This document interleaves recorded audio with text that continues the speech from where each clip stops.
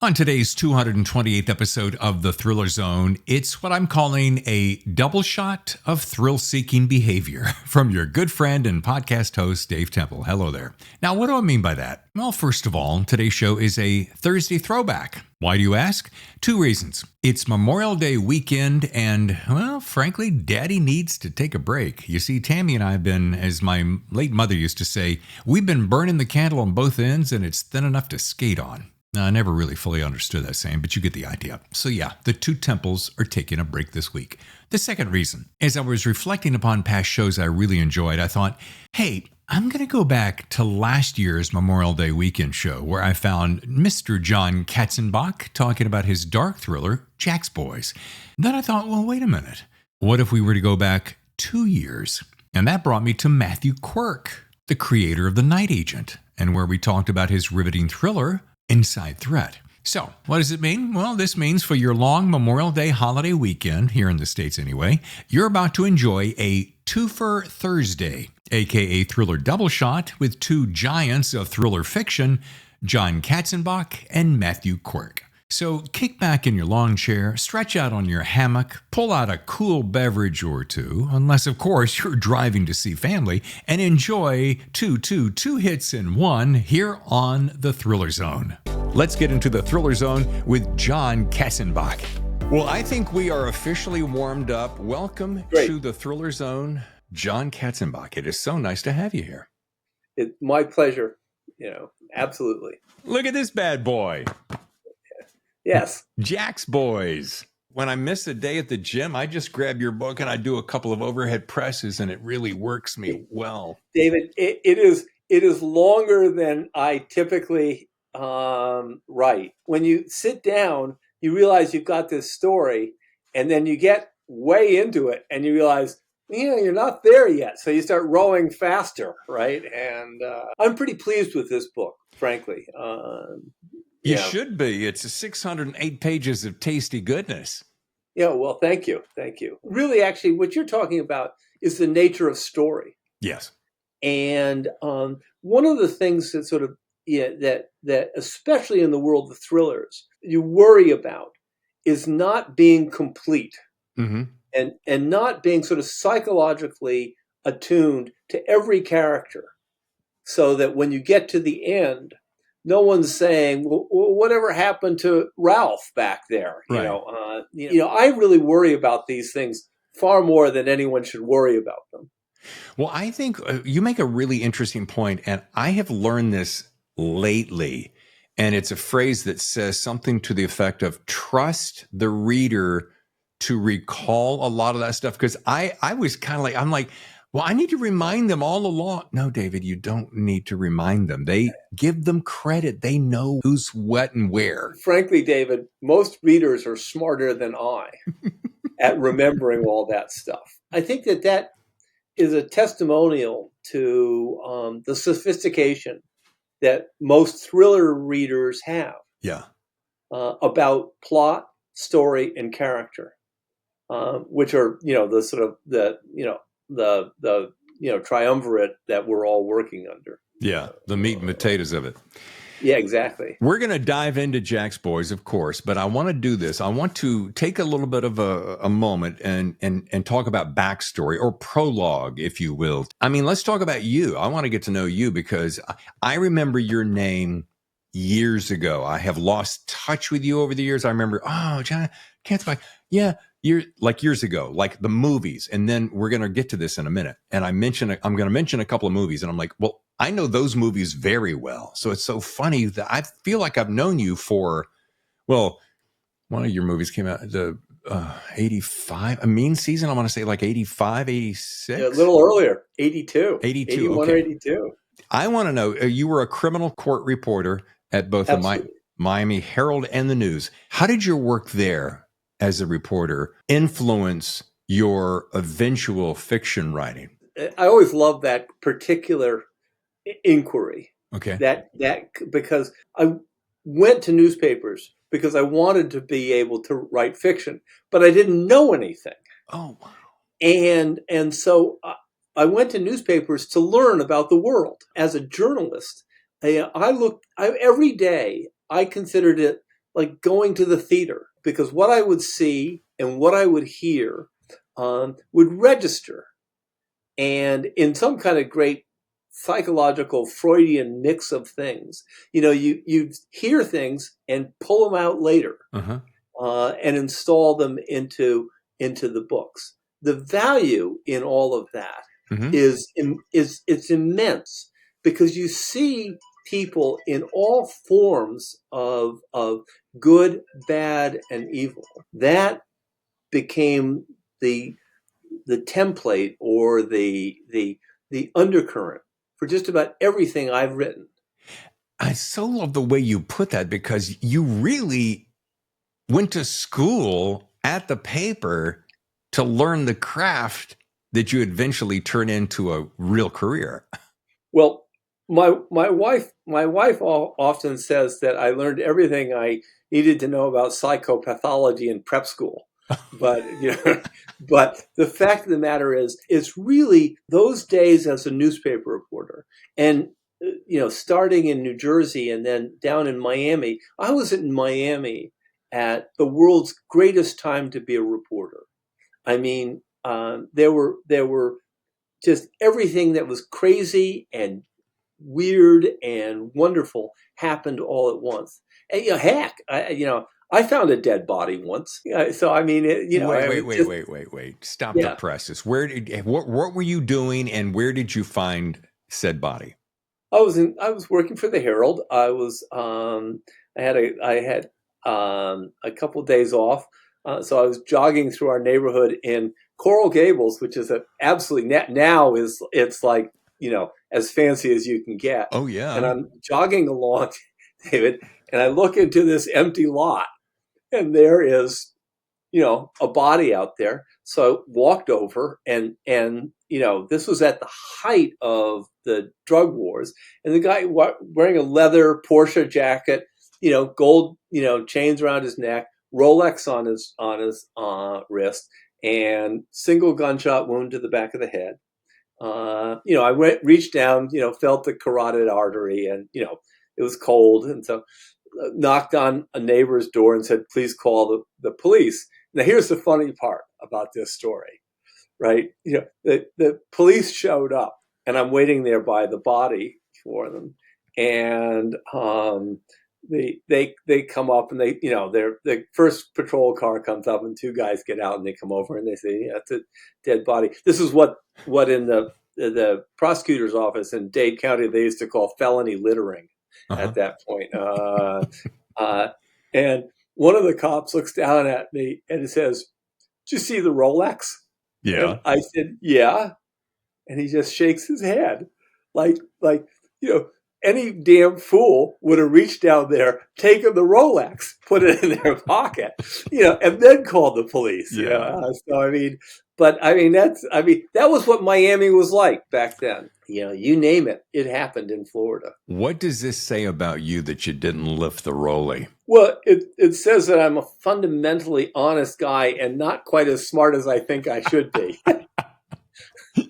Nice. Yeah. To make this story somewhat serious. Okay. It was understanding, you're sitting there as a reporter, and you realize how valueless certain lives can be. Mm-hmm. And then for me, I had to say to myself, okay, how am I going to measure that? Remember that sensation, and how is that going to go into a novel at a later point? So there's a great correlation between all these things. So that visceral, palpable chill, so to speak, of finding a dead body, you translated into a future story. Can you remember where that story went, where that experience was woven into a story? Can you recall? I think that there are elements of it, and the sort of callousness that I felt for this, dead drug dealer, mm-hmm. and the cops that showed up, and the Rolex.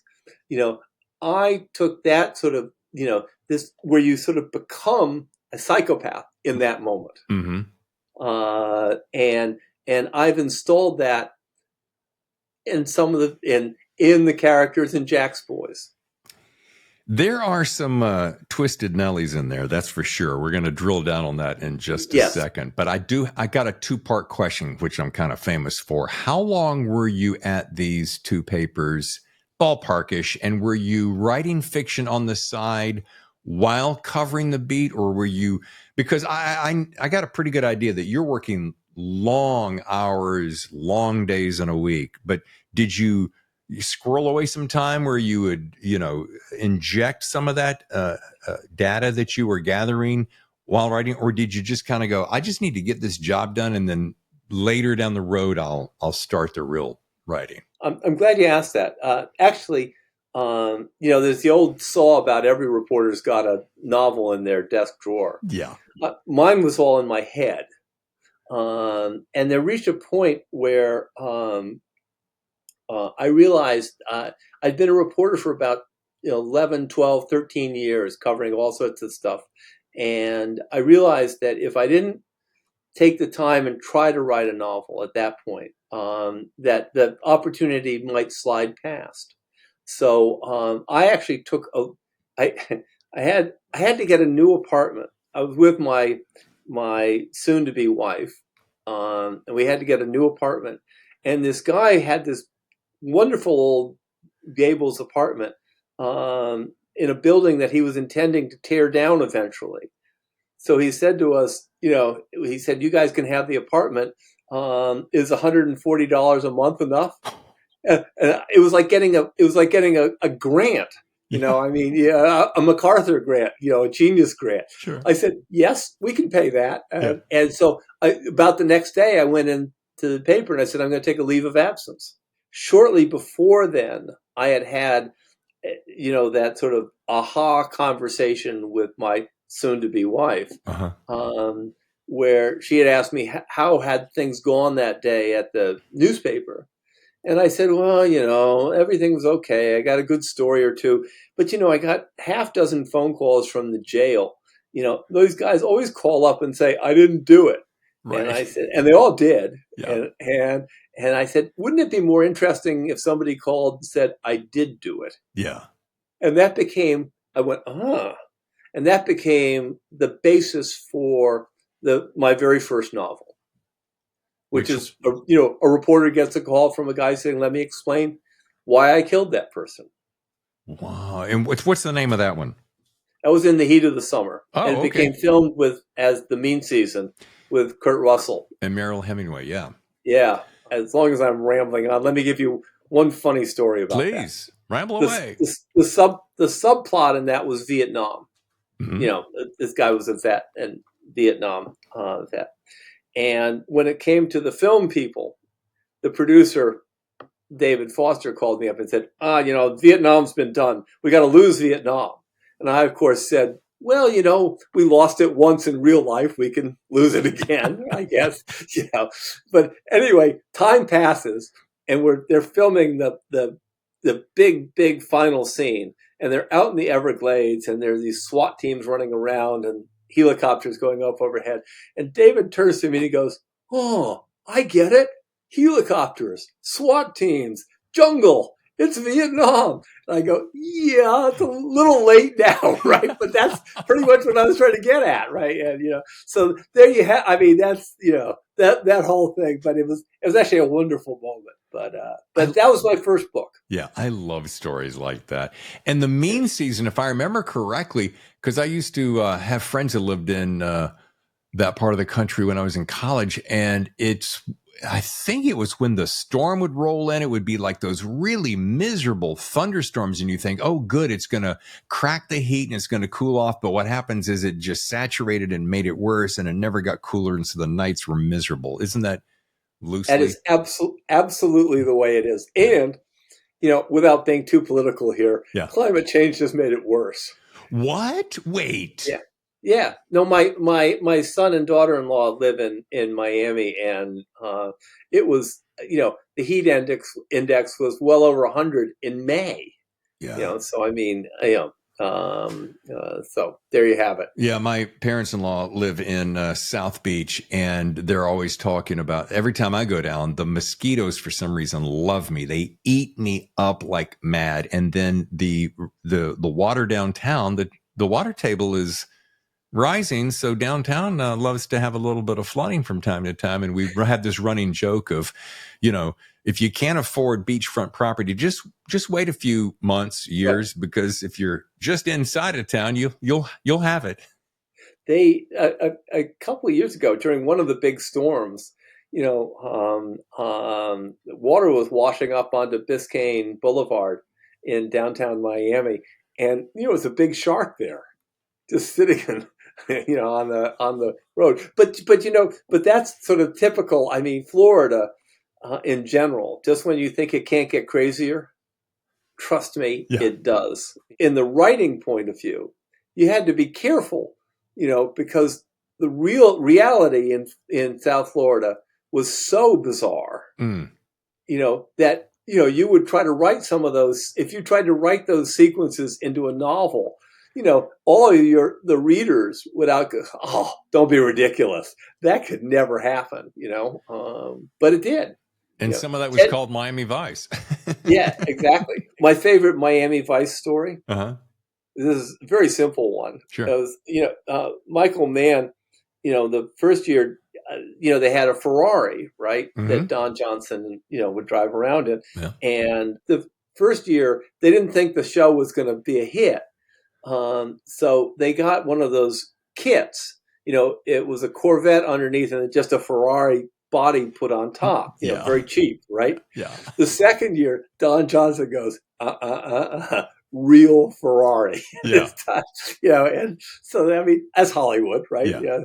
I can hear those drums that start the soundtrack, and I see those graphics and the pink flamingos like it was yesterday. And that was, oh my goodness, how many, is that 40? Oh, it's got to be 40 years ago. Oh my God. Mid-80s, I think. Yeah. Yeah. Michael Mann knew a few things about entertainment. Yeah, one of the film, directors and producers that I truly admire. And do you know that after Miami Vice, the first show happened, you could not go into a store in Miami and buy an unreconstructed linen suit anywhere. I mean, every drug dealer in town said, "I've got to have that," right? And they were off every shelf, right? The world of pastels, yeah. And yes. And kudos to Michael Mann, because there's a cat who is still swinging for the fence every time I turn around. I mean, Heat 2 this last year. I mean, goodness. Yes. All right.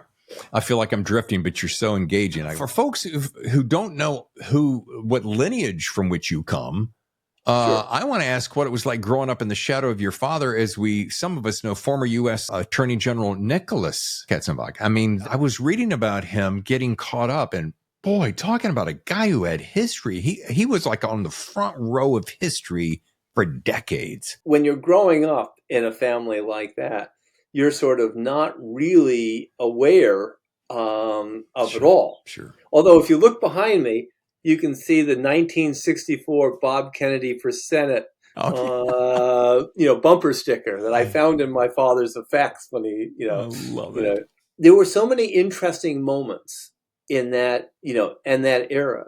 But the thing that you would take away from it is, and that I did as a growing up, was how much government was there to do good, and how they were all striving to improve, so much of life.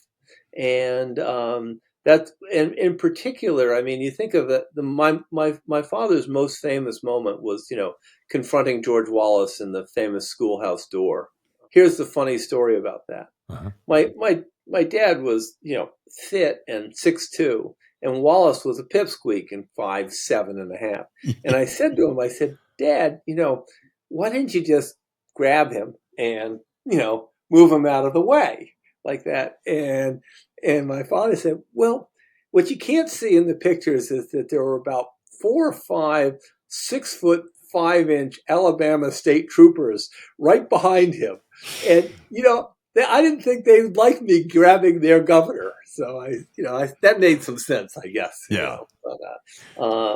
It was the interesting thing about growing up then was there was so much passion involved. Yeah.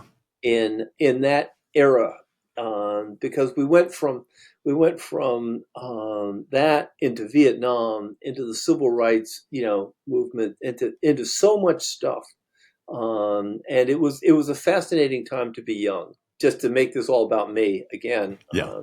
Please It do. was when I came to writing Heart's War, Mm-hmm. which was the novel based on my father's experiences in World War II. That was where I really sort of learned about why he did the things he did when he was in government. Does that make sense to you? It makes total sense. And I was just letting that sink in. I was thinking he did so much during his career. And I thought, when I read this, I'm like, how powerful that not only did your father leave a legacy that he did, but that you had an opportunity to form an entire novel about him in dedication to him, so to speak. And then to have that on the silver screen, just a double, triple whammy. Yes, it was. Here's a story that you'll like about this. The studio flew my father, myself, and my then 18, 19-year-old son over to Prague, where they were filming the movie. They were very, thoughtful about everything they did. But at one point early in our visit over there, they took my father and myself and my son into a little screening room. Mm-hmm. And there's Bruce Willis is there, and Colin Farrell is there, and the director is there, and the producers are there. And they said, we want to show you a sequence. And so I said, great. I want to see everything, right? So they showed us a sequence in a boxcar. Uh-huh. Suddenly there are two P-51 Mustangs come flying over, and they're just strafing the hell out of this boxcar. And they get out, and there's this incredibly dramatic scene where Linus Roche, who's a wonderful actor, helps organize the men, and they form a POW by the side. All these American soldiers sitting there like that. Wow. And so the two P-51s go zooming over and, wave their wings and stop shooting. I mean, they're just blowing the hell out of everything, which is what Hollywood does better than anywhere, right? And anyway, so they show us this sequence, and they're all sort of sitting there, and they say, "What did we think of it?" Sure. And I said, well, I thought that was pretty darn cool. I mean, I like explosions and I like airplanes and whatnot. Yeah. And my father is sitting there, and he says in his very quiet voice, he says, well, he said, that was very dramatic. And he said, that's exactly what it's like to be in a boxcar when you suddenly get strafed by your own guys. There's silence in the room. Wow. And I turned to my father and I said, you had never said to me that happened to you. And he said, yes, in our case, it wasn't Mustangs, it was P-38s that came over. And it's the same thing. The guy got out and opened the doors, and we were able to get away like that. But, you're in this boxcar, and there are guys dying right and left, right around you, whatnot. So this is your classic Hollywood moment. Yeah. The producer, the director, the stars, they're all, they're trying to be respectful of the fact that here my father had been in this moment where people died right next to him. But on the other hand, they got it right. And so there was a lot of very self-congratulatory, this is, thumbs up kind of thing and whatnot, because the old guy said they got it right. And I think that it was interesting for me because I was looking at him and seeing the emotion of that moment on his face, in contrast to the fact that, all the stars and the producers and everybody were overjoyed. Yeah. This was a memory for him that was very different. What a dichotomy of emotions. Yeah. They're thrilled that they got it right. And he's like, I wish you could have been there because it was. Right. Exactly, David. Absolutely. Or actually, it would have been you're lucky you weren't there. Yeah. Yeah. And speaking of lucky you're not there, I was reading also that your father was POW, and wasn't he in the camp that they based the movie The Great Escape on? Yes. Yes. Wow. And in fact, I asked him about that, and I said, did he think about joining the group that was going to go out? And he said he was given the option because he was a longtime prisoner. Yeah. And he turned it down. And because he didn't really have confidence that anybody would get away. He, like everybody, he acted as a lookout. And as you know, in The Great Escape, the movie is quite accurate. Mm-hmm. All those guys got shot. Yeah. The only inaccurate part of that movie is, of course, the best part is Steve McQueen jumping the fences on a motorcycle doing his own stunts. I knew you were going to say that. What an actor. I mean, God, compelling. Who doesn't love him? Yeah, exactly. Golly. Don't even let your classmate Don Winslow get started about his man crush on Steve McQueen. No, Don and I, we like to have dinner every so often, and all I have to do is sort of say Steve McQueen, and he melts into this puddle of admiration and love, right? Yeah. So I mean, there's a couple of guys throughout history in our age group that we have that affinity for. Probably, Robert Redford, especially during All the President's Men, Steve McQueen during Great Escape, or Bullet, for crying out loud. Oh, God, yes. Yeah, don't even get us started about Bullet, because we'll start talking about the car and the chase in San Francisco. And second best car chase scene ever. And what would be the first? The French Connection. Oh, yeah. Down through the Gene Hackman, on the horn, like that. And oh my God, that was. I'm convinced if you want to, ladies, if you want to really please your man, get him a weekend full of movies that involve at least a good car chase and a good gun battle. And I'm thinking of like the car chase in French Connection or Bullet, and maybe speaking of Michael Mann, gun battle like Heat, for instance. You can't beat any of those. No, that sequence where the automatic weapons and the on the street in L.A. Yeah. I of course now assume that that's every day in Los Angeles is like that. But from my perspective as a novelist, is when you see sequences like that, how brilliantly conceived they are. And it's not merely the action, but it is that the underlying psychology of the moment is spot on. Yeah. And in a way, I think that you try to bring those almost cinematic qualities to prose in a thriller. And I think that oftentimes, if you're successful, that you create the same excitement for people as both a reader or a viewer in a movie. Yeah. Does that make some sense to you? It makes total sense. And while you were saying that, I was 100% with you, but I also was sitting there going, man, think about all those scenes that were reflective of the time and the cause. And I saw a movie not that long ago that I have now seen too many times. And if you haven't seen it and you want to see a good gun battle plus a great story that is intricately woven, it is Den of Thieves. Yes. Boy. Yes. They're at the end when they're locked in a traffic jam and they pull out all their again, psychologically sound. Exactly. Because you're coming up there and you realize that all hell's about to break loose, but everybody around you is totally innocent. Yeah. And I mean, that I agree. I mean, I think that movie had some other flaws, but you're right, quite right. That's a terrific terrific sequence. Yeah, and John, I hate to break this to you, but there's no perfect movie. Well, maybe there is, but and before we're going to take a short break in just a second. But I want to, since we're still on movies, and there's 3 movies that you had your books turned into, and we covered The Mean Season and Heart's War, but there was one right in between there.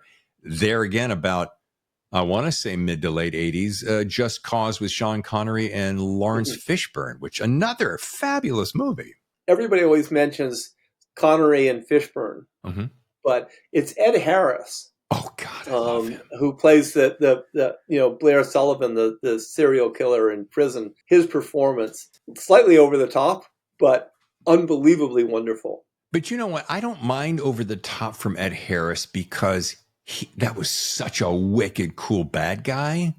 Yes. And this was not, well, I'm thinking of other really good bad guys, but that, you're right. I apologize for not bringing him up in between Sean and Lawrence, but I'm like, Ed, he just ate up the scenery in a good way. The most famous scene where he talks about how powerful he is was virtually taken word for word from the book.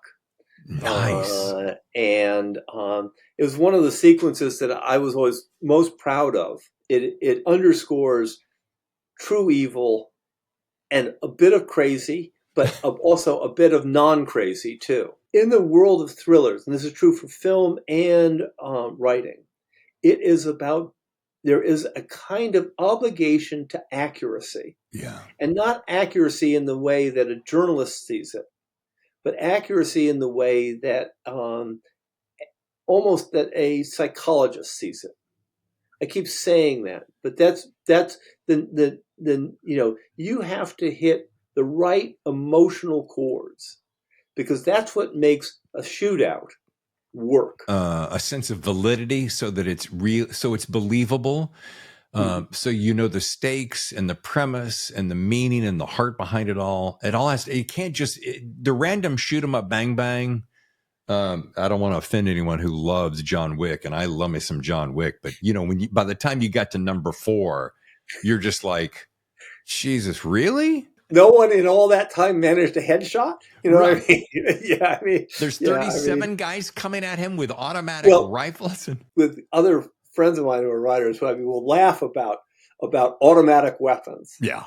And if you talk to a military guy, they'll talk, with automatic weapons, you can't really roll out of the way and then fire your 9mm pistol and shoot some guy, because basically you're in pieces, right? Because that Uzi or that AR-15 has just done everything, So I mean, John, I say this to my wife every single time, and right in the middle of one of those scenes that you just described, I'm sitting there going, "Wait, what?" And she looks over at me like, "It's movies, let it go." But I'm like, "Look," and he rolls and he spins and he stands up with a single shot and he gets the guy. And I'm anyway. And it's why we go to movies. All right, look, we're gonna have to take a short break so that our sponsor gets to say a little something for us. But when we come back with John, we're going to be talking about, of course, Jack's Boys. So don't move. We'll be right back.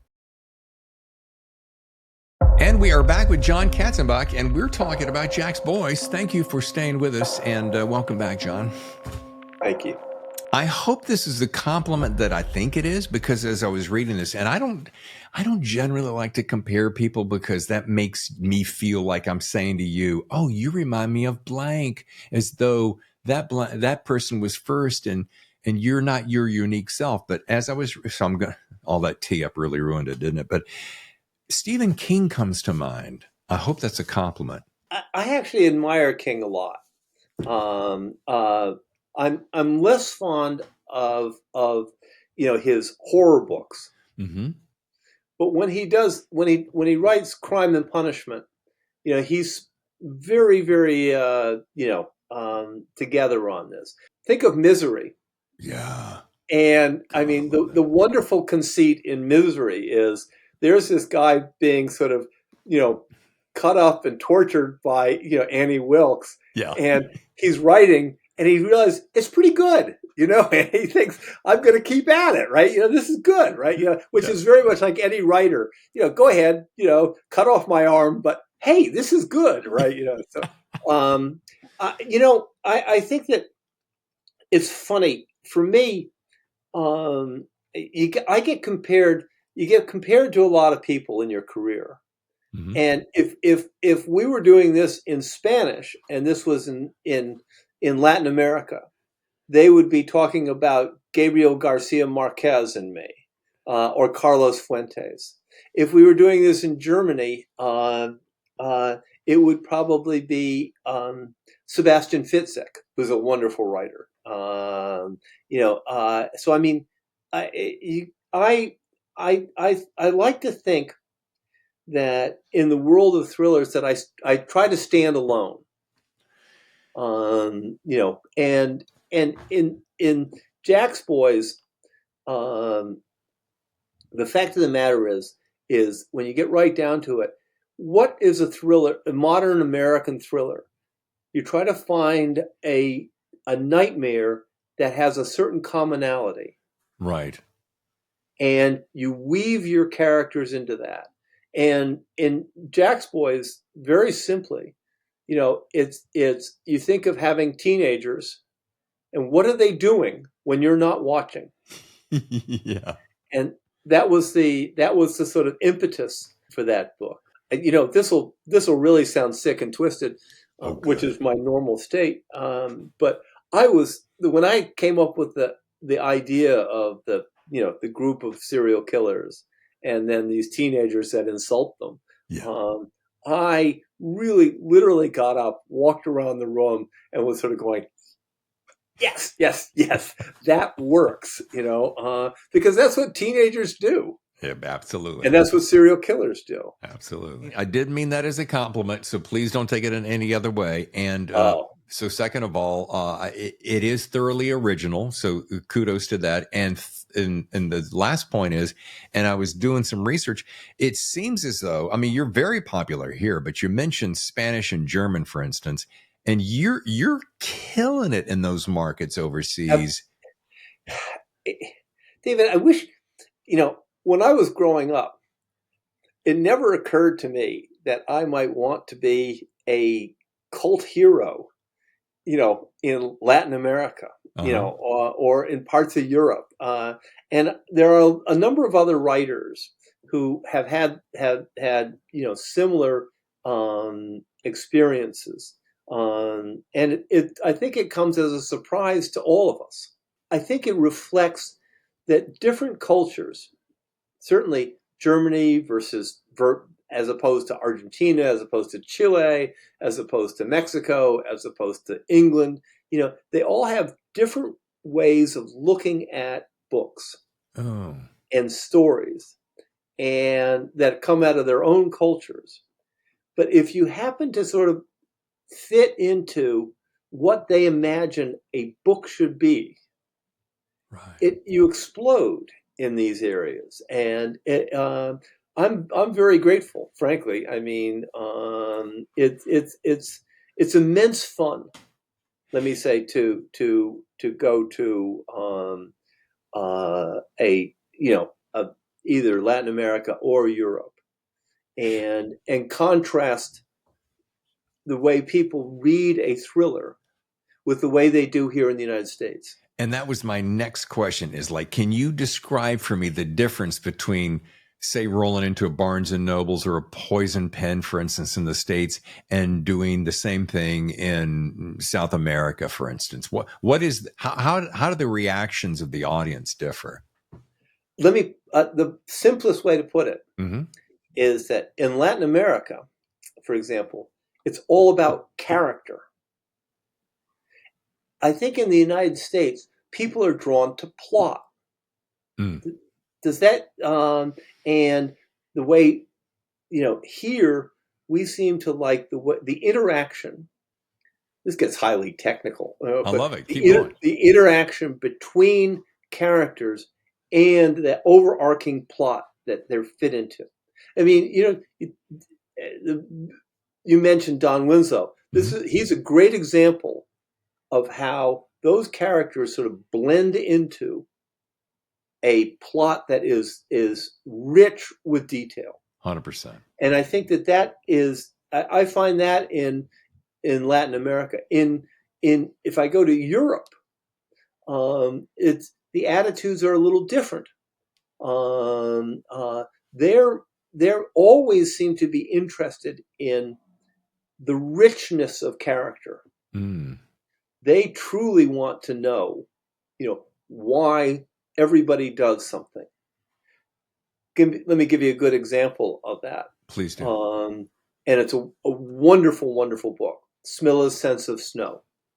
Okay. And if you go back to, how Peter Hoag invented that story, it's all about who that person is. And I'm rambling on here. Like that, but it's so like I say, it's very different. And one of the more interesting things is that you get different questions in every country. Yeah. I bet.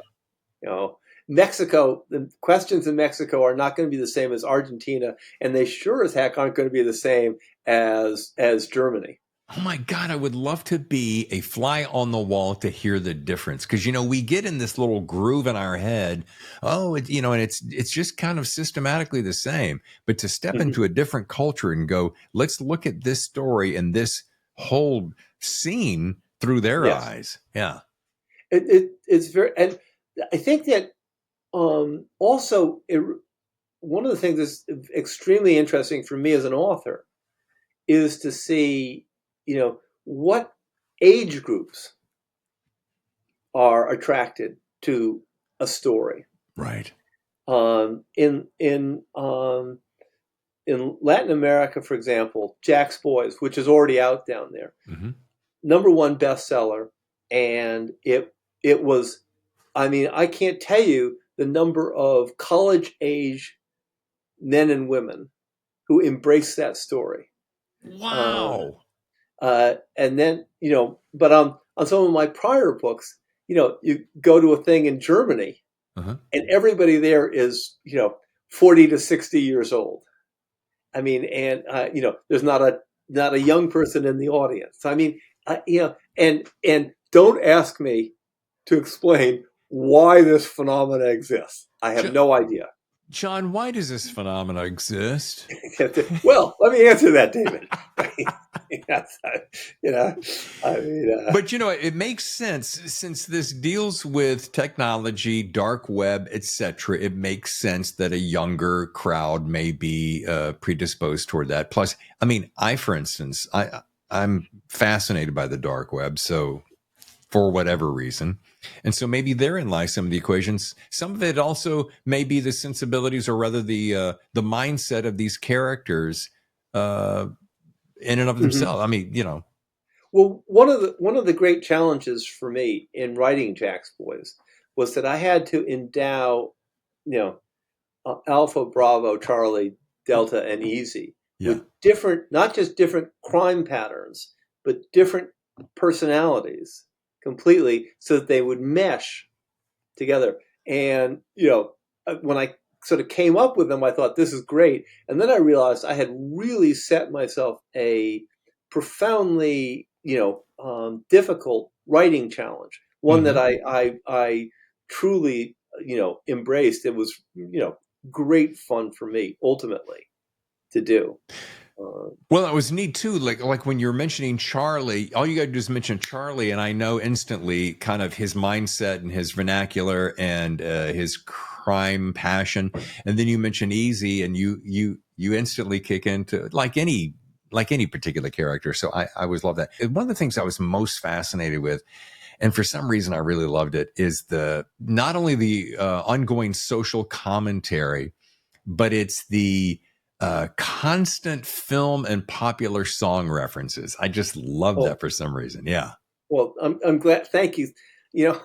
Thank you. I really make an effort to put those in. And apropos of that, I was once giving a speech. I think this was in Bogota, about 600 people in the audience, right? And I at the end, Q&A at the end, I said, wait a second. I said, I want a show of hands here. When I put in a musical reference, who listens to that? And 2/3 of the hands went up. And because, what it does is, or a literary reference, it evokes something for you, a 100%. memory. 100%. And so I really like doing that. I'm about to redo my website, and I'm going to put in I'm going to go back over my books and find and make a playlist of all of the musical references that I put in. Please do. I think that would be so awesome. And if you want to take it one step further in that playlist, just hook it up to Spotify so that anybody who goes to your website can sit there and listen to the entire soundtrack. And I'll tell you, I want to jump on something that you just said. And this is exactly why I love the references. You'd mention a song. It wouldn't take me out of the story. That's the beautiful thing. I wasn't distracted by that. I just simply, with my other half of my brain, reached in and remembered the emotion that I was feeling during that time in history. And it was just a great little way to add a spice to the scene. David, thank you so much, because that's so reassuring to hear. Yeah. Because that's precisely why those things go in there. You can't stop somebody from reading, because that defeats the whole point of writing in the first place. But you want to evoke something inside them, and when you accomplish that, and I don't ever pretend to think that every time that it'll all work, because there's got to be some times when you go, who's that, right?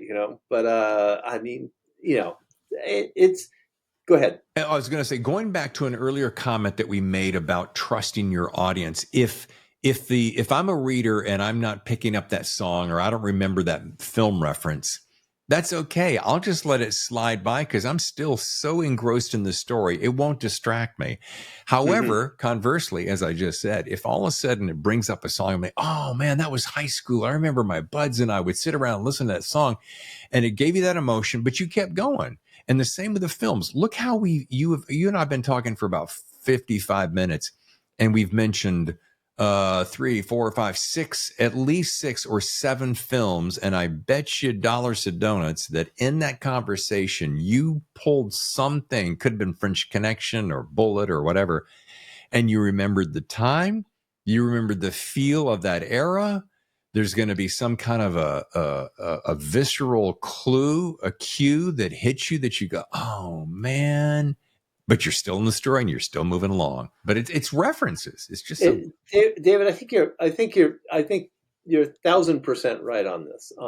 Because what happens is I think that it triggers something inside, and if it's not a reference that you're familiar with, in other words, okay, I've never heard Saint Stephen by the Grateful Dead, so you just zoom right by it. Yeah. And think maybe I'll go back and check it. But if you hear All Along the Watchtower by Jimi Hendrix, you can, and you remember that was playing, in the bar the night I had to slug that guy. Yes. And it has an impact.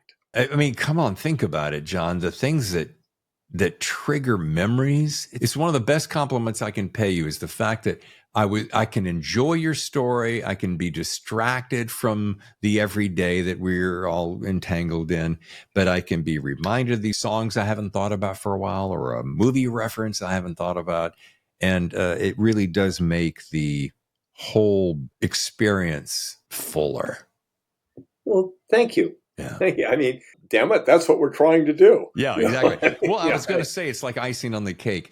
I want to ask you this one thing as we start to wrap up, because I know you got plenty of stuff you need to be doing. When you're writing, and specifically in the case of Jack's Boys, is there a message or a meaning or a feeling you hope your readers take away? Or do you find, you know what, I'm just aiming for pure entertainment. So, if you take something away, great. If not, you're just being entertained for 600 pages. That's good too.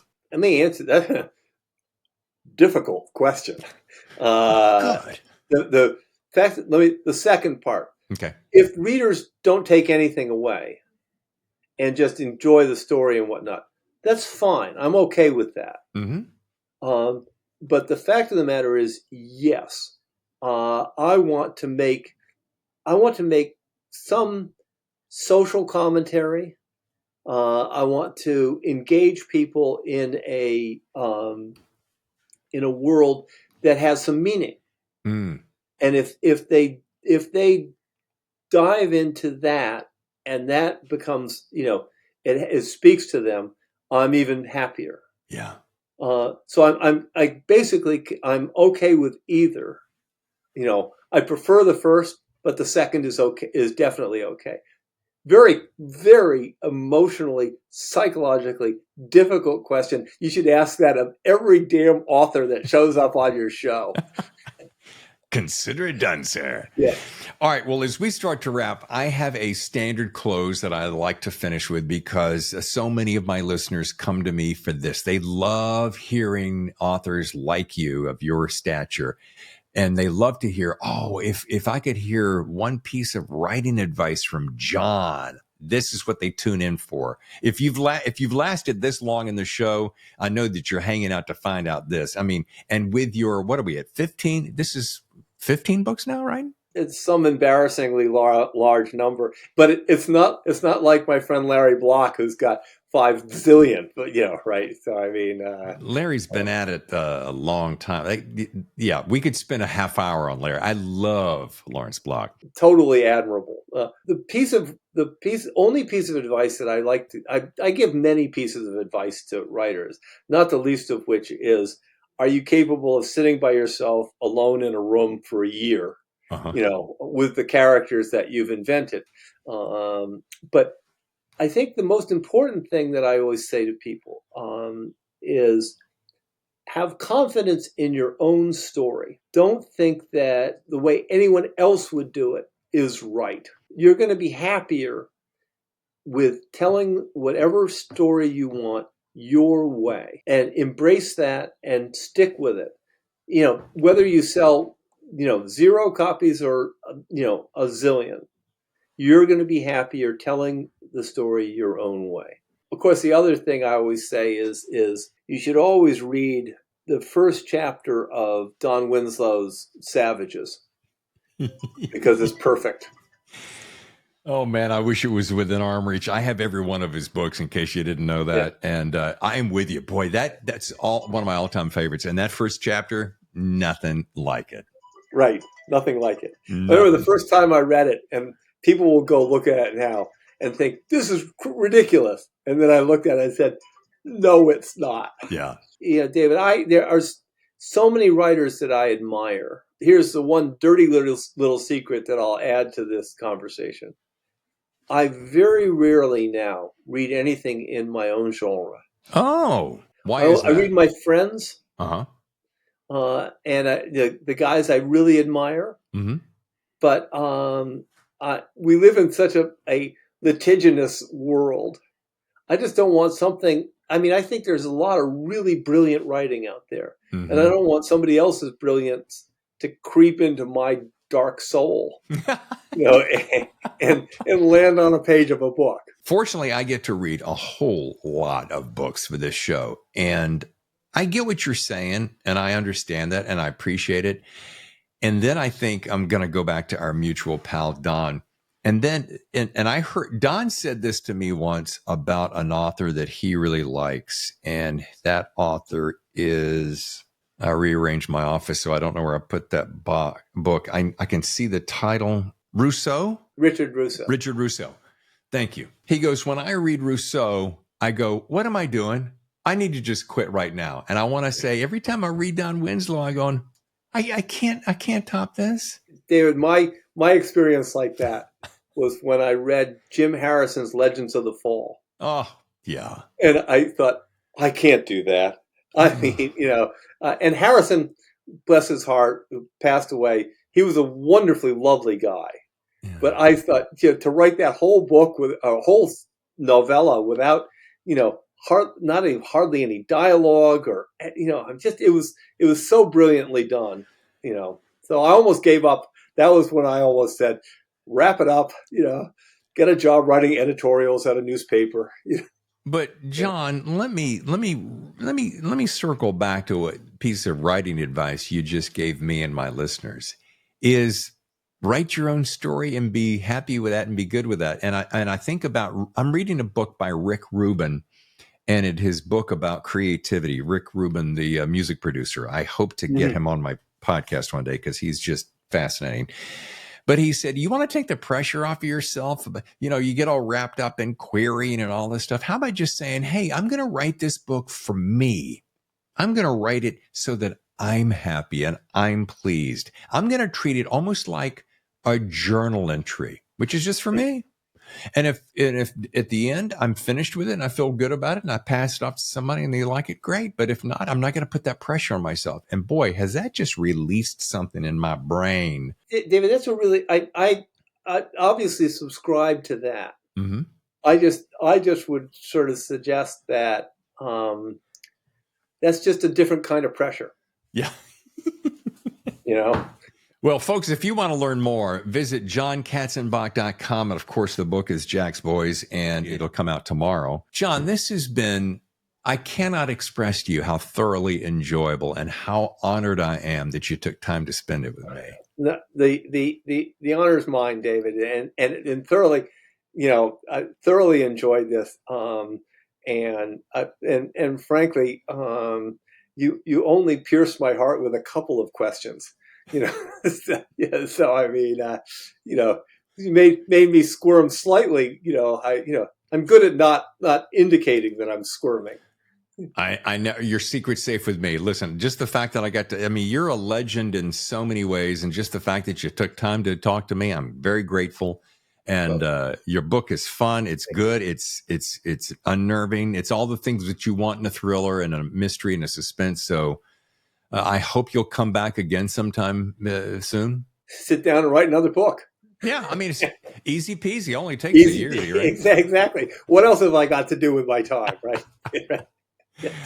Oh, so good. Thank you again. All right. Thank you. Now stand by for show 2 and our Memorial Day thriller double shot on the Thriller Zone. Hey, Matthew, I can call you Matt Quirk. Welcome to the Thriller Zone. Thanks for having me. It's great to be here.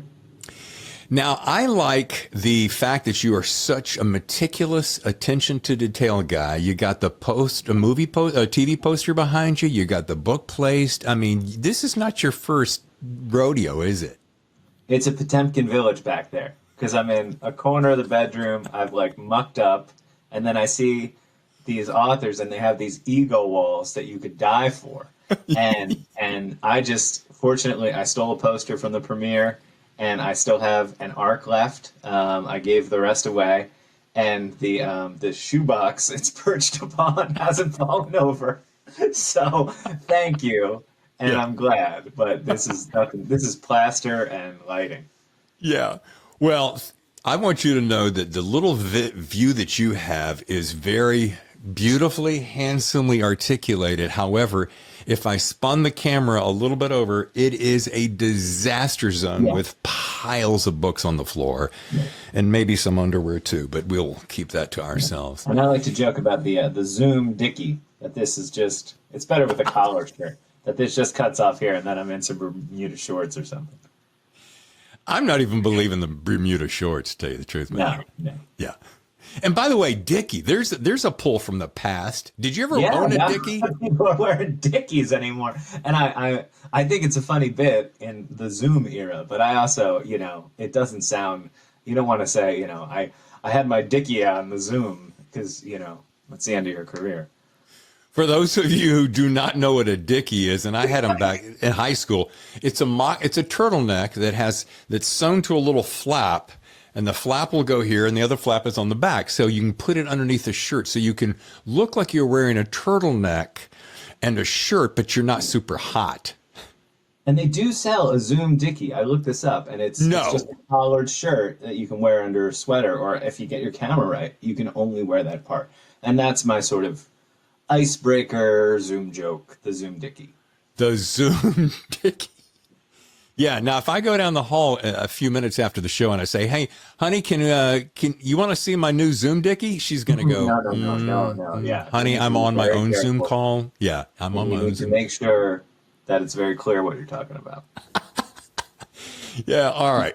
Well, It is a pleasure to meet you. I did learn very recently that you and I are inside, we're not the same zip code, but we're in the same city per se. I'm in Encinitas and you're in... San Diego, Ocean Beach, Point Loma. Yeah. Neighborhood. Well, in the 5th season, coming up in July, the Thriller Zone is going to be going on location and doing more face-to-face. So we somehow missed that this time with communication faux pas, but we will do that in the next book. How about that? That sounds fantastic. Because you're in a gorgeous part of town. As are you. It is pretty sweet. But that's San Diego. Yeah. You could fall off a truck and you're like, oh, it's beautiful here. Yeah, it is true. We're exactly 1 mile from the beach. I'm actually reading a project that I'm working on yesterday, overlooking Swami's, which is a famous little surfing spot. Yeah. And as you can see, because of the little sun, it's perfect every day. It's pretty silly. All right. The book is Inside Threat. We're going to be talking about this in great detail.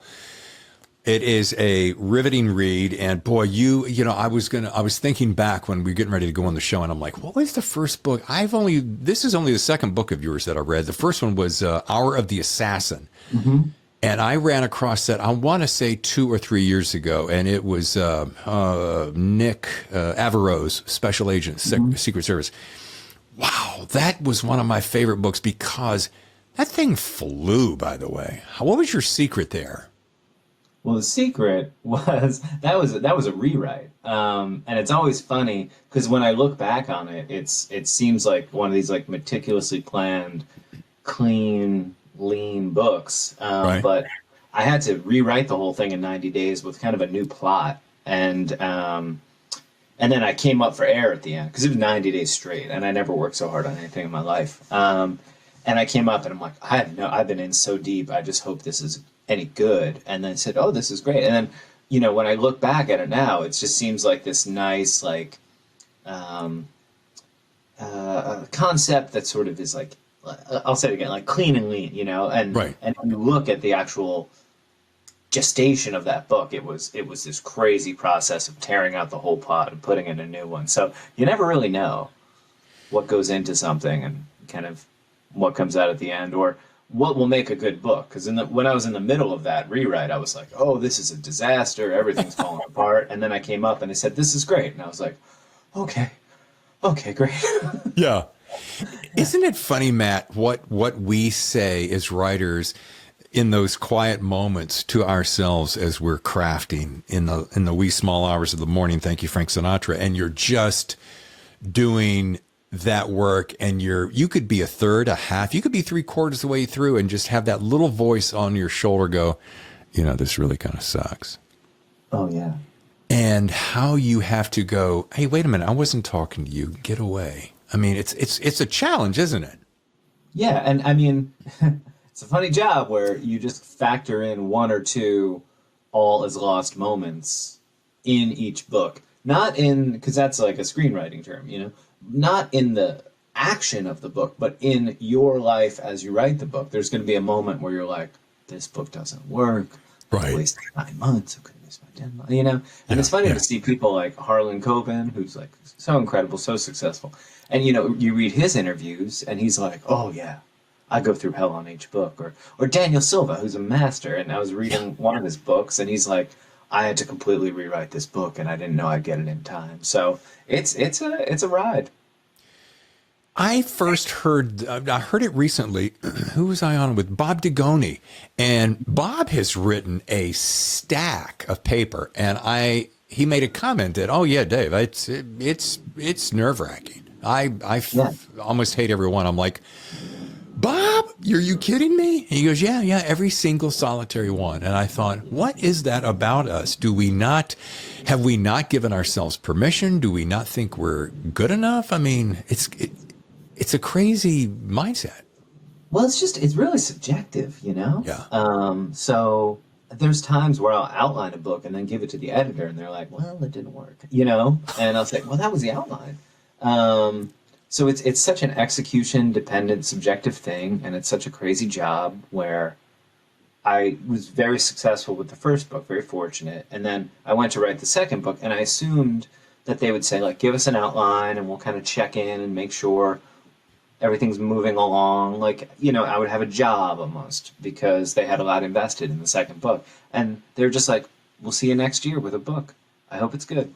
They weren't that, like, brusque about it, but that was effectively what was going on. And I thought, I'm just going to go off and hope that in sitting and playing make-believe by myself in a room for a year, I come up with something stellar. So it's a crazy journey in each book. While we're on this topic, and you're going to have great insight to this, I can already tell. So I'm thinking to myself, what if you handed it to your editor and the editor goes, I don't feel it. And, okay, let me get back to you. That night you're having dinner with a friend who happens to be another editor, and you're just, I don't think this would ever happen. And you go, here, take a look. Oh yeah, I got some time. And they loved it. What would that do to your head? Oh, well, that can happen because I have like beta readers and I have an incredible agent who was an editor. And so when everybody says it stinks in the same way, that's great. You're like, oh, okay, I'll fix that. But when you have the really brain-breaking thing is when two people tell you different things and they're people whom you trust, which I've had happen. But that's why I'm the president, secretary, treasurer, and board of Rough Draft Inc. here. Like, at the end of the day, I have to, that's actually true because I have a loan now. But at the end of the day, like, you have to decide what's good. Do you actually own Rough Draft?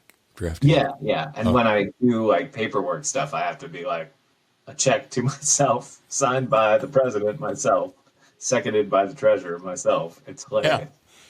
Hey, and do you ever walk to your office and knock on the door and then sit down and say, come in, and then turn back and go, hey, listen, you shorted me on this check? Yeah, and I fire myself periodically. As you should. Yeah. All right, well, before we cover Inside Threat, which we're going to deal into, I want to know about, and I want to do this because I think it's so cool. You have a smash television series on your hands right now. So for those who maybe have been living in a cave and you don't know what The Night Agent is, I want to play, if I may, a trailer from that.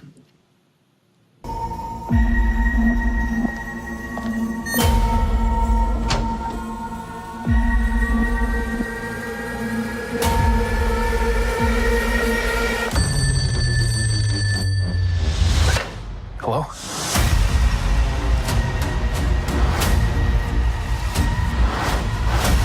This runs deeper than you realize. And farther than you can imagine.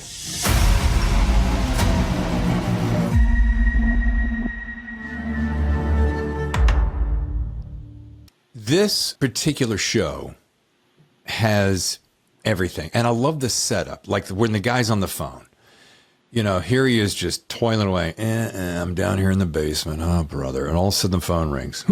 Well, that doesn't happen. And let the games begin. By the way, so big kudos to landing this gig. What a huge thing. I want to know, how in the wide world of thrillers did you land this gig? Were you just walking along one day and said, oh, look, here's the book, and somebody just comes up and go, hey, this will make a really great series? I mean, tell me that process, because I'm so curious. Yeah. I will back up a little bit to address something you said, which is like that phone call. That was the whole book, just the hook, because I had a friend who had a night watch job, and I imagined him sitting by a phone all night that never rings, and one day he rings, and it's like, oh, crazy. And then I talked about it with writer friends, and then I used it to get a new agent, and then they all said, go, and I said, great, and then I sat down and I said, well, then what happens, So, I just had the hook, and then I had to find out, like, well, is the government really going to pay someone to sit by a phone? And then, and then you're just off to the races of writing a book. Sure. The experience, it was a little bit like you discussed of, I write the book and then it goes to a film agent. And what I've found is you want a film agent The really good ones, they only talk when something really substantive is happening. So, if somebody's like, hey, I got Francis Ford Coppola's cousin to read it, you're like, oh, and then and then you have Hollywood Dreams, and if they're like, or you want to adapt, what is it? They'll say like, Winnie the Pooh is out of is in public domain. You want to write a Winnie the Pooh crime thriller? You're like, great, and then you're running around with Hollywood Dreams, and it's terrible. So it's good to have an agent who just calls you when something of substance happens, because the kind of name of the game is to not get distracted by shiny objects and to just sit down and write the books every day and stay hungry. What you are able to do as a writer is try to get the best kind of representation you can, and I was really fortunate to have Dan Conaway as my agent, and then Dan Conaway, through him and Writer's House, we landed with a fellow named Will Watkins, who was at ICM, which was really cool to be a part of there. And they were acquired by CAA, so now he's at CAA. And he just really liked the books, and I had never met him. And he got 200 no's on the night agent. So it was just a thing where he loved the books, and I had never had dinner with him. I had never met him. I had never charmed him. So the other aspect of this, like from kind of like a craft advice perspective thing, is to just write the good book. And what's really nice, and I talk about this in my author talks with people who want to get into publishing stuff, is it's actually, if you can believe it, got a huge meritocratic element to it, because I was just like a laid off junior employee, junior reporter from the Atlantic when I got my first book, and that got this crazy ride. So it's really cool, and what I like about the way everything in the industry works through agents is you just go right. You don't have to be meeting everybody and taking people out to dinner and sending whiskey to everybody at the end of the year. You just write, and agents know everybody, and they do that, and you can just kind of focus on your story. So that's basically what happened. This guy Will, like my champion in Hollywood, basically, he just kept taking it out, and then he connected with Jamie Vanderbilt, who wrote some great White House movies, some great other movies, and he loved it. And then so a production company took it on, Project X. They were kind of brand new, but really well-established, really talented people.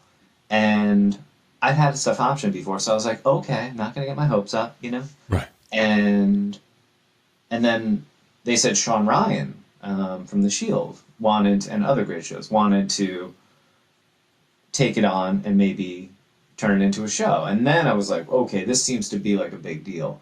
But you never get across the finish line. And I've learned kind of the hard way, but it's a good lesson to never get your hopes up, never get too distracted. And then they said, well, Netflix picked it up from him. And I said, okay. And I was like really excited, but also just keeping everything in perspective. And then when they finally tell you something's going to get made, you're like, but because, you're like, it's like Lucy with the football. Nothing gets made. So, and there's always another hurdle. But so I didn't really believe it until I started seeing snippets of video coming out from the set, and then went to the set and saw, Gabe kicking someone's ass. And I'm like, oh, this is going to be a real thing. Yeah. Yeah. Yeah, when you have Gabe actually kicking said ass on a set, you got a pretty good idea the thing is rolling. Yeah. And he's very good at that. Yeah, he is quite good. Good looking guy.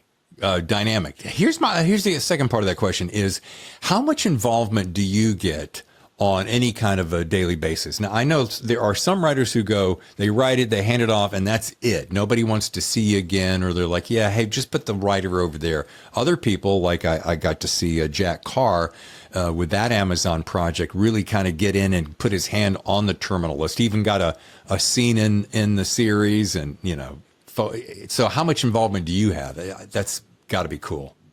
Well, it's up to what you want to do as a writer. So, sure. And I mean, within reason, right? Because you can say, I want to write the screenplay, and they'll say, no. So this was kind of ideal because I also recently had my first child. So I don't want to be like living in Vancouver for 4 months and, going to a writer's room for 12 hours a day for 3 months. Although it's so cool and I love TV movies and I hope I get to do all that stuff someday, but it's just like not the time in my life. Now it's a time for balance. So it worked out perfectly because once Sean Ryan came on, it was such a thrill and a relief because I love Sean Ryan's stuff. I watch his stuff and I marvel at how he can just take these characters and set them in opposition based on kind of their like character design and just keep the tension going in a show for 6 or 7 years. And I kind of like study his stuff. And I think that must be so hard to do. And once I said, oh, well, great. I just want to make sure I don't get in the way of whatever you're doing here. Right. And then he was so nice. He sent me the script with this very gracious email. And it was uncanny to me because he's such a great showrunner. The idea that he would be like concerned about what I think in any way. I'm like, I'm just excited you're here. And then I read it and I loved it. And then I talked to him and we talked a little bit about the characters, and later I read press interviews he gave after the show came out, and those conversations turned out to be helpful and turned up in the show, which was really cool. But beside those top-level conversations, I didn't really have a lot to do day to day, but that was so nice because I just trusted him so much, because he's so good, that I could say, I'm here to help with anything, because, I spent a lot of time with these characters, and I'm also happy to help by just staying out of the way and trusting you all to do what you do on this, which I was really excited to see. And then, my God, he delivered because, the show, honestly, it's winning the lottery to get a show made. And then it's like winning the lottery again to have it not flop, basically. I was just hoping it would do okay, And then it turned into this like monster thing. It's the top 5 all time on Netflix. And so I said, okay, well, yeah, it has more viewers than Bridgerton. It's crazy. Wow. It's crazy. Wow. So I was like, okay, whatever Sean Ryan does that gets the entire world to just love it is amazing. And it was so cool for me because there are scenes from the book, like, the opening of the book and the opening of the show, that are almost straight from the book. And it's such a thrill, because I grew up an 80s baby with TV and movies, to think like, stuff I write, you could just put it on screen. And also it's a thrill to see it all rendered and have these professionals doing it. And at the same time, by the time when I was reading and then when I was watching, I got to the end of the pilot, it was the first brand new thing from Sean. Because half of the show, maybe a little less, but big elements of the show are original to Sean, because he had something he was working on, and he kind of combined them. So it was a really fun experience for me, because I came to those twists the same way a reader would, or a new viewer, and I got the satisfaction of seeing it rendered on screen. And then at the end, I said, "What? Who are these people? What's with this baby? What the hell is going on here?" So I got to come at it fresh, as the audience would. It was just a really cool experience.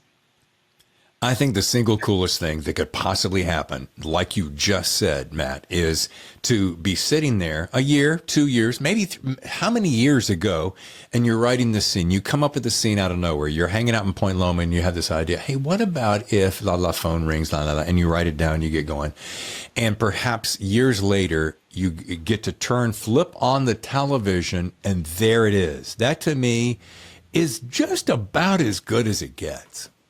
It's so cool. I mean, and it's so cool. And the other thing, I mean, there's a few aspects, and it was especially cool because most authors, maybe because I have an exceptional experience here, they're adapting your show. Are they treating you like garbage? Are you happy? You know, I think there's an expectation among other authors that it's not going to go well, or you're not going to be treated well. And I'm sure there's some substance to that somewhere in the world, but I was really fortunate with this. And everybody was really nice to me at the premiere. And, you know, my joke is like, oh, it's that old Hollywood story where everyone over-delivers, things happen really quickly, and everyone's really nice, you know? Right, yeah. So it was great because there's some trepidation, I guess, that goes into being adapted. And I just had a wonderful experience. And there's also an aspect, it's good to go see them do it because regardless of how the show comes out at the end, it is such a huge, painstaking undertaking. And I was totally in awe of how hard they work. Because there's a little like madness going on when you're finishing a book where you're just like working 12 hours and you're completely in this imaginary world. And then to see like 500 people all doing that in the middle of the night in the tunnels under a former insane asylum in Vancouver, which is where they shot the tunnels. It's amazing, and it's shocking how hard they work and how meticulous everything has to be in a TV show. You know, one conversation that takes 5 minutes of screen time takes 2 hours to shoot. A fight scene, the Comms Tower fight scene, took like 14 hours. And then when they were done, they went and shot in the tunnels under the insane asylum. And I was completely in awe of how hard they all work. Yeah. The number of hours in a day, it is pretty insane. Well, let's get into Inside Threat because this book right here is something else. It drops on 6/13, so there's going to be two things I'm celebrating that day. Your book and the birthday of my late mother. But it is a terrific read, and I know that this is going to be, talking about all this television series and so forth, this is going to be either a television series or a movie. I've just got a very good feeling about that. I'm putting that power into the universe. We'll see. We'll see. Maybe some news will come out shortly. Maybe some news shortly, soon. Yeah. But nothing I can discuss yet. No, I'm just, I'm giving that all up to the big guys in where they need to be. So I want to give you, if I may, and then we're gonna kind of break it down into a little elevator pitch. Here's what this way I can do my takeaway on the book without giving anything away. So folks, here you go. This is what the book has. Questionable good guys, enough romance to keep you bothered, enough surprises to keep you engaged, a classic bad couple who provide enough drama, while a classic thriller that provides plenty of action and even manages a surprising and unexpected twist. Ponder that, my Matthew friend. That sounds pretty good. Thank you. Yeah. Now, so a lot of times I like to dig deep because I'm always making notes and I'm keeping, I highlight, I mark the hell out of the books and I go, there are certain things I really like. Now, here's a couple things. And then I want your elevator pitch. And I know you have it. There's a few things I really like about it. Love Eric Hill, who's your main guy. I dig Amber Cody too. I like her attitude. I like her grit. I like the way she is the best kind of female action Secret Service agent. She's got great backstory and depth, and she's not taking any crap. And their chemistry is dynamite. And I got to tell you something. Your president, James Klein, and First Lady Sarah, without sounding like I'm saying anything bad about our current president, I'm like, these are the kind of cats that I want in office. Oh, good. Yeah, because presidents are tough. And it's hard to do presidents as real characters. So it's nice to, give them some depth and, to have the First Lady have some depth and moxie too. So it was thank you, because this book, it started with kind of the movie premise of the setup of the book, which is, what if the president, this might be the elevator pitch, it might be getting... Yeah, give me the elevator pitch. Here it is. Insert here. What if the president gets locked into this huge emergency doomsday bunker, which is a real place, to get away from a threat, and finds himself locked inside with the threat. And then, they see the first body turn up, and then you're off to the races. So that it was a premise-driven book, and it was fun to see the characters kind of populate themselves and become more complex and stuff. And I have a great editor, Emily Crump, who really helped with the character development, and I'm really grateful for her edits on that, because it was nice to have somebody to go back and forth with and to round people out. Yeah. And there's one thing I really love, and I want to mention this because here in the back of the book, I've got a highlighted. You're talking about, well, first of all, let's start with the front. So I love it when guys do this, guys like you. First of all, I have a nice little cheat sheet so I know who everybody is, because it's chock full of agents. And at first, I started the book, Matt, by going, okay, yeah, I got a lot of characters, and I kind of blew over that, and then I get going. I'm like, okay, hold on, let me go back a second. Let me remind myself who's who in the lineup. But then I dig this because I like details. So Raven Rock Mountain Complex is an actual complex, so you get to see, where the blast doors are, and the cavern, and the war room. And I love the description of the war room. So the President Klein's basically got a miniature Washington White House right there underground, and the different buildings in the reservoir. But then one step further, you tell me how the main tunnel is and the buildings and how everything works. But then back here, I love this. In Matt's acknowledgments, in real life, the blast doors swing rather than retract, which is interesting because you're like, well, what does that matter? But you do. And the springs under the buildings aren't actually tall enough to walk through. So I made them a little higher and could have a few good fight scenes in there.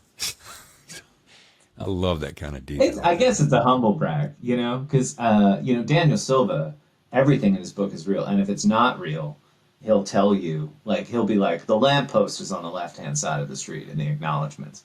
And I think that's fun for me as a reader, because when I read one of these, I'm in it for the story, but sure, if I know that I'm getting the real stuff and there's good research, and Raven Rock is a real place, these kind of secret emergency presidential powers where they can take over the country, those are real. So I love being able to read a good story where I feel like, I've been eating popcorn, but then at the end, I feel like I also got my vegetables a little bit.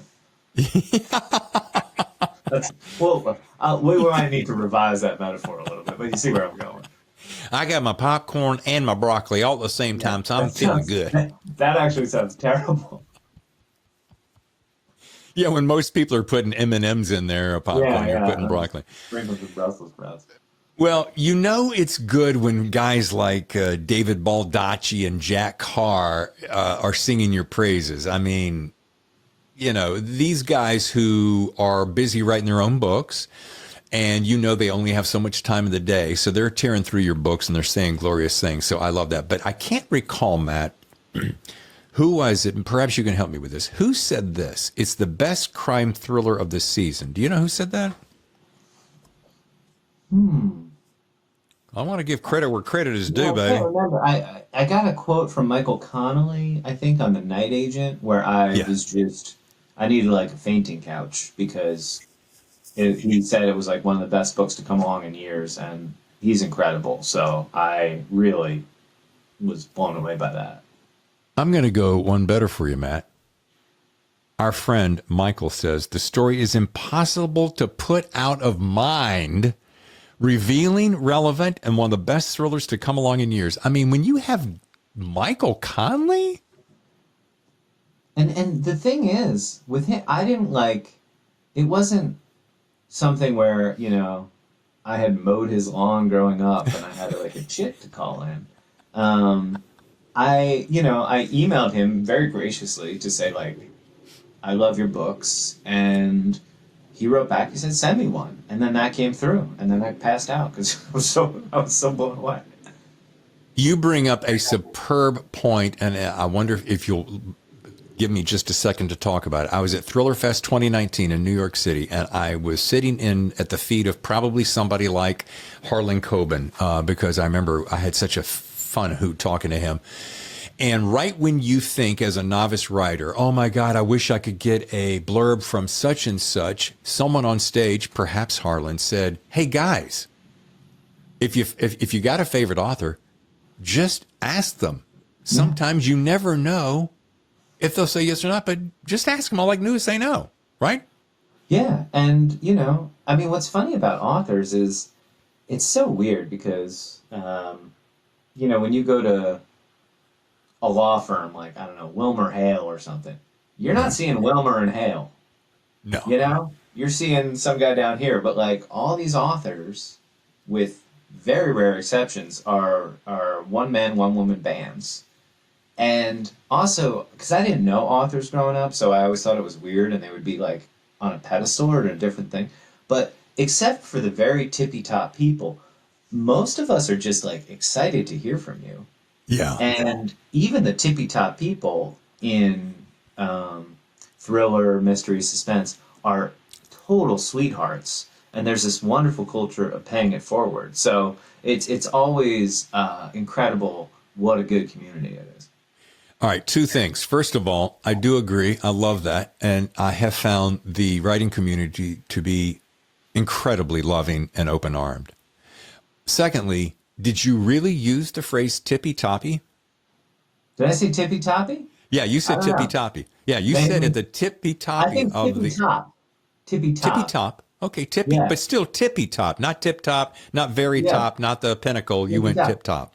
I spent a lot of time with my 15-month-old, so I was going to say, yeah, this is I'm code switching a little bit here, so it could be much worse. okay, because I was going to say, now she was born last February, if I recall, and you called her your new writing partner, so I'm like, okay, that's where tippy top came from, because you're tippy top. Yeah, okay. Yeah. Sorry to belabor that. Had to have some fun with it. She was in the carrier because she's a good napper, but she would only nap on me. Right. So when I was polishing Inside Threat, I do baby stuff all morning, and then because I ended up having to work during paternity leave a little bit, and then I would put her in the like Baby Bjorn thing, and then she would sleep, and I would spend 2 hours at the stand-up desk polishing, and then I was just like completely exhausted because I had this gorgeous little lump, in the carrier while I was writing for 2 hours. So it was really sweet. I'm a big fan of naps, afternoon naps. Yeah. So I'm wondering if I could just get in that little Bjorn and come over and visit you and just grab a little nap. Sounds so cozy. I think you might outweigh me. It would probably Can be you comical. see that? Yeah. Can you see it? I did not see it coming. I didn't think this podcast was going that way, but it's fun. It'd be like that tandem parachute thing. That's what it looks like when they're in the front facing carrier. Yeah. Like you do in the I won't tandem. embarrass you. I'll stop there. All right. There are some people who say higher education isn't important. Others say it's mandatory. I'm probably one of those guys that has mixed feelings. I happen to have a slew of degrees, but I'm going to tell you something. Reading Inside Threat, you're going to see how Matthew's degree in history and literature from Harvard, no less, really has paid off. Because when you're reading this, this is not your average bear. And I'm not saying that in any kind of hooty-tooty-faluty kind of way. I'm just saying, as you read it, this guy is educated, and it shows. So that's a compliment in all the best ways. Thank you. It also begs a two-part question I'm famous for. Number one, did you have any idea that you'd be able to craft a career as successful as you've been able to do, which could be a yes or no? And how far back does your writing passion go? So, no, I was completely terrified. Oh, wow. And they're related. So I got into Harvard because I had done a bunch of like physics and chemistry research and was good at math. And I was a chemistry and physics major. And that was a proven thing that I was really good at. And when you go from like a public school in New Jersey to Harvard with one thing, you're like, I should stick with this thing. But I loved writing, and it was around, I think, the summer after my freshman year, all of my jobs fell through. and I was just doing like, I don't know, doing whatever for money, and like real whatever New Jersey stuff. And I was back in my parents' house, and I started writing, and I would write like in the middle of the night. And then my dad would come down for breakfast, and I'd be finishing writing. I would write on the deck in a little lawn chair with my laptop, because I still like writing at night. My schedule, I can't really do it. It's all possibility, and nobody's watching. Yeah. And that's when I first got the bug. But I would be like clocking out of the night shifts, and my dad would come down and be like, "What the hell is this kid doing? He's on the deck with a lawn chair writing." And that's when I caught the writing bug. And I also caught kind of the literature bug. But I had always loved English and literature. And the fun story is that my mom went back to school to finish her undergrad degree when I was in late elementary, early middle school. And then she went straight through to get her master's. So my house growing up, my dad would read like 5 thrillers a week. And then my mom would have like William Butler Yeats and Hilda Doolittle and Emily Dickinson. And she was getting her master's. So there was like a standard thing in my house with my mom would go in with a stack of books and lock the door, and you'd hear the IBM going because she was writing a literary study.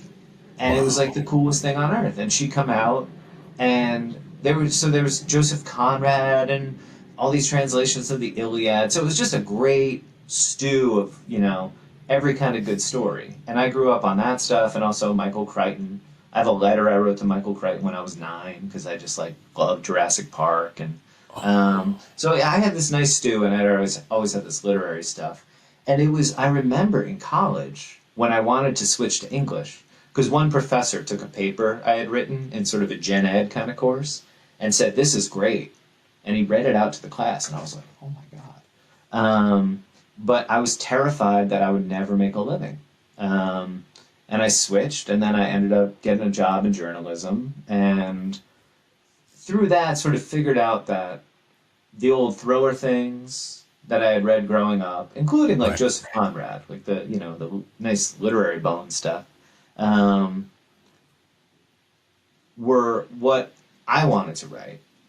And then in working at the Atlantic in DC, I got sort of the material that fired my imagination, because in college they have you write very introspective literary stuff, and I stink at that.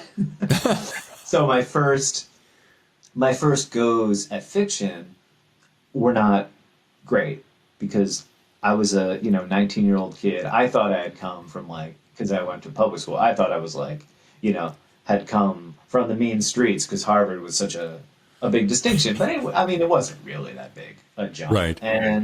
And I had nothing really to say in like a literary introspection New Yorker short story way. So it didn't suit me. And I was just fortunate that I had the writing habit, and then I was at the Atlantic, so I got into the espionage, politics, foreign affairs stuff. And then it took me forever to figure out that actually thrillers were the book I would write. So that's kind of how it all came together. And then I got laid off from the Atlantic, and then heard back on the first thing I'd ever sent out professionally 3 days after I got my notice. And a very big deal agent said, "You should keep going." So I kept going. And it was just 2 years of living off of like meager savings, about to get married, telling my father-in-law like, "Oh, don't worry, this novel will work out."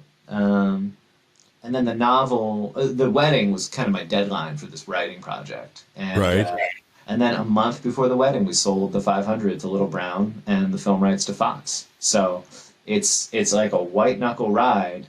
And I'm not one of these people who's like, well, a life in the arts, and I'm sure everything will work out. Like I'm a practical guy. Right. So, ending up with a career in the arts is not my temperament, and the sort of roller coaster of it is still a little harrowing. That is an amazing story, because you wouldn't expect that, from a science guy, chemistry to the creative world. And I think that probably prepared you beautifully to go, well, I'm going to give this a shot, but I always have kind of this to fall back on, so to speak. I'm not saying classically you had a plan B, but you got the smarts to know, well, I got a Harvard degree. There are other things I can do if this just doesn't work. Yeah. Right? Although at a certain point you get old enough that like, it's too late. I guess it's never too late, but It's never too late. yeah. No. All right. As we begin to close, there's one thing I always do, and I know you're an avid fan of this show and you watch it religiously, so you would know this. I end each show asking my guest their best piece of writing advice because I have so many listeners and viewers, both YouTube and podcasts, that probably 97.543 percentage, if you wanted to be analytical about it, that begs to hear that best advice. So what is Matt Quirk's best piece of writing advice? Plenty of lead up for that. Writing advice is to get away from the computer, because it's so intimidating to sit down and try to write your story. So I will, when I'm figuring out the whole plot of a book, because I'm an outliner, I'll just kind of wander around, look like a crazy person, or walk at the cliffs here, and let it all fill in. And then once I figure it out, then I go write it down. And then at the micro scale, when I'm writing a scene, I just kind of wander around until I picture what's going to happen in that scene. And I make some voice notes. And then I sit down at the computer, and then I write it down. Because I just get caught up moving words around. And then more generally, this is 2 pieces of writing advice, is to do the shitty first draft, they call it. Right. Because there's so much kind of stage fright and perfectionism, and the whole thing of writing is a head game. So to just give yourself absolute permission to write it out as rough as you want, and then know you can fix it later. And so if you combine knowing, like having really spent time making sure the whole thing will work with taking the pressure off yourself by letting yourself write a rough draft of it, then you have a super rough but probably like structurally sound draft, and then it's just revision and you can relax a little bit because you have the pages. I love that, Matt. And I'll tell you why I like it. You do something that I do similarly, and I don't like it because it's similar to what I do. Excuse me. But it's that, and I think you started out perfectly with it. Sometimes when you start with that blank page, it's intimidating. You're like, oh, where am I going to start? And that little cursor is just blinking at you if you're on a computer. Oh, yeah.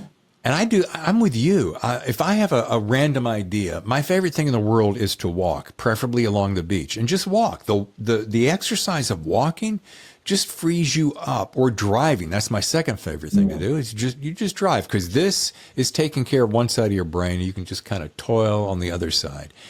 And then, and here's the funny thing. People will say, oh, I got to write it down right away.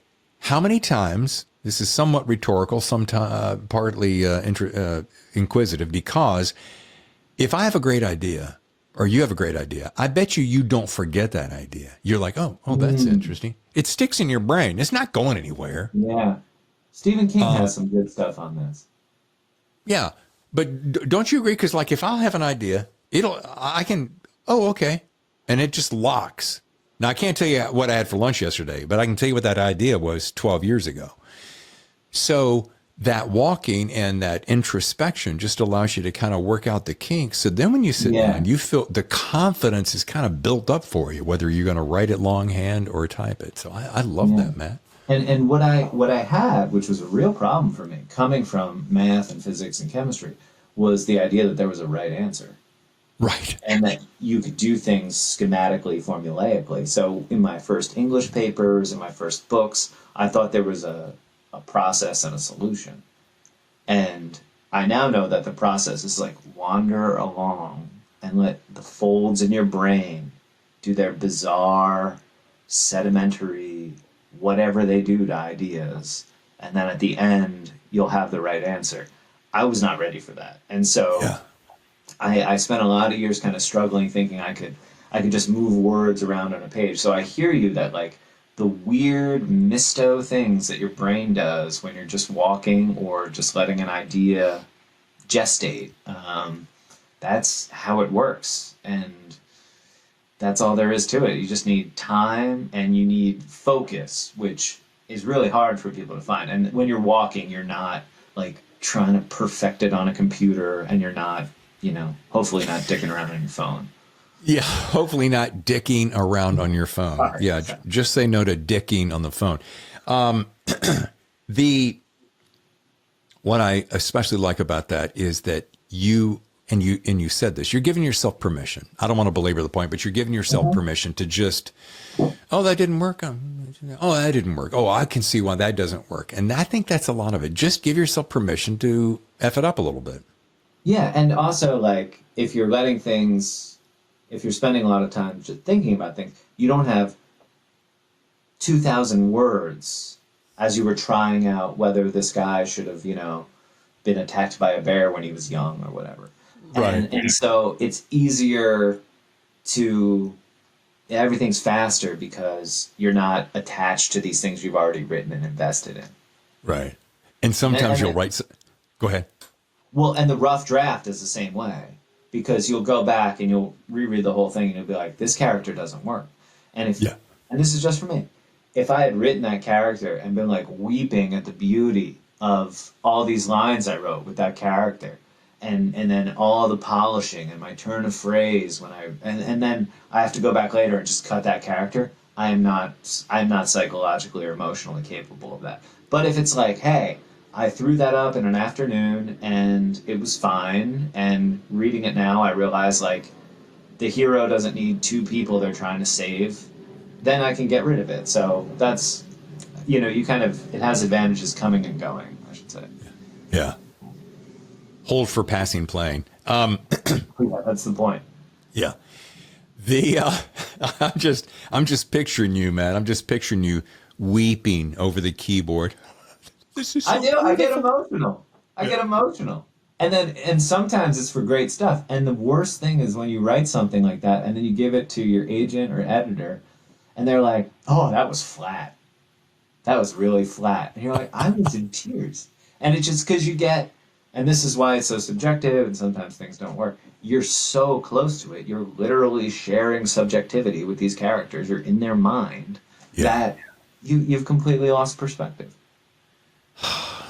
Well, this has been a great time, Matt. I'm looking at the clock. I'm running a little bit late. I got a little pressure situation, so let's go ahead and ring off here. But I want to say, folks, if you want to learn more, visit MatthewQuirk.com. You'll see it here on the screen. Follow him on Twitter, as I do, at mquirk, and he's on both Instagram and Facebook at the same place, called Matthew Quirk Author. Matt, thanks so much for showing up. Thank you. Yeah, this was a blast.